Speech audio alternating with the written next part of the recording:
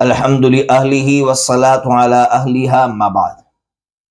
پیارا اسلام کے episode number 3 کے اندر محترم ناظرین آپ کا استقبال ہے۔ آئیے آج بھی ہم پروفیٹ محمد صلی اللہ تعالیٰ علیہ وسلم کی تعلیمات کو سنیں گے اور اس پر عمل کریں گے۔ سب سے پہلے میں ترمذی شریف کے حوالے سے آپ تک حضرت نبی پاک صلی اللہ تعالیٰ علیہ وسلم کی تعلیم، آپ کے حدیث پہنچاتا ہوں۔ بڑی پیاری حدیث ہیں۔ پروفیٹ محمد صلی اللہ تعالیٰ علیہ وسلم نے فرمایا کہ آپ اپنے کسی بھائی کے اندر برائی دیکھ رہے ہیں، کوئی غلط کام کر رہا ہے، کوئی گناہ کا کام کر رہا ہے، آپ نے اس کی برائی کو چھپا دیا، کسی اور کے سامنے بیان نہیں کیا، اس کے چرچے نہیں کیے، آپ نے اس کو چھپا دیا یا آپ نے صرف اس کو ہی بتایا، تو آپ کو کتنا بڑا ثواب، کتنا بڑا پنیہ ملے گا آپ جانتے ہیں۔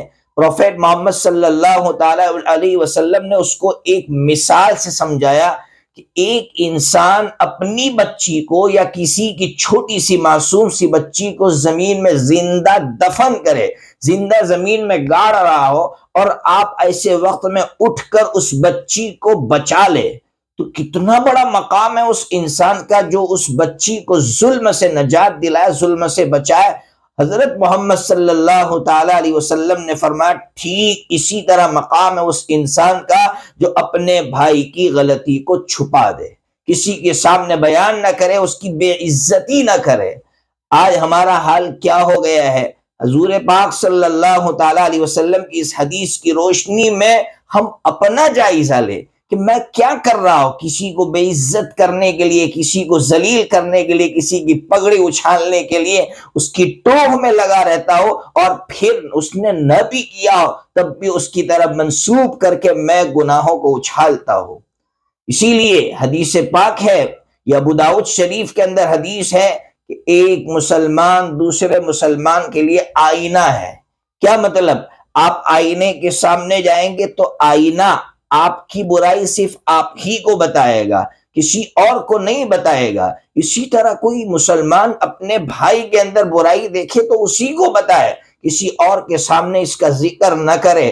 آج ہمیں بہت افسوس کرنا پڑتا ہے کہ آج ہم کس طرح سے لوگوں کے پیچھے پڑے ہوئے ہیں اور کس کس کو ذلیل کرنے پر تلے ہوئے۔ یاد رکھیے عزت اور ذلت اللہ کے قبضے میں ہے۔ جب ہم کسی کو ذلیل کرنے پر تل جاتے ہیں تو میرا اللہ بہت غصے ہوتا ہے کہ ذلیل کرنے والا میں ہوں، کب سے تو ذلیل کرنے والا بن گیا، اور کب سے تو اپنے آپ کو خدا کے کام میں ڈالنے لگا۔ تو پھر اللہ رب العزت اس کو اتنا ذلیل کر کے رکھ دیتے ہیں۔